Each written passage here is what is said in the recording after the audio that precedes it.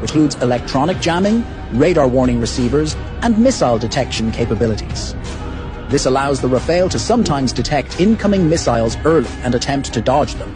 When it comes to radars, the Jf-17 Block 3 radar can detect enemy aircraft at about 170 to 200 kilometers, while the Rafale's radar can spot targets at around 200 to 250 kilometers, depending on altitude and target size. At first glance, it looks like Rafale wins in terms of radar detection, but the real problem for Rafale starts when we talk about missile range.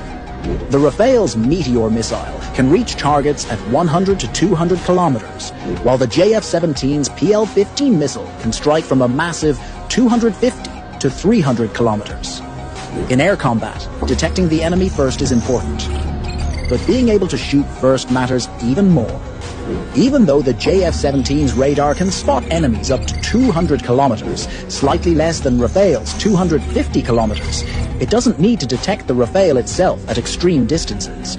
It can get targeting information from AWACS, early warning aircraft, or ground radar networks, lock the missile with external help, and launch the PL-15 from far away.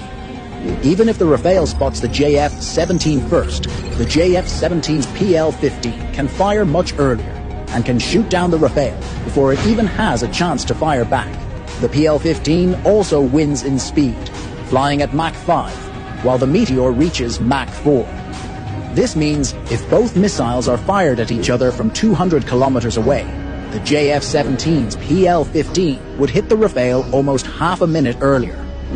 And in air combat, 30 seconds can decide life or death. The sky belongs to whoever fires first. And with PL-15, Pakistan might just fire first.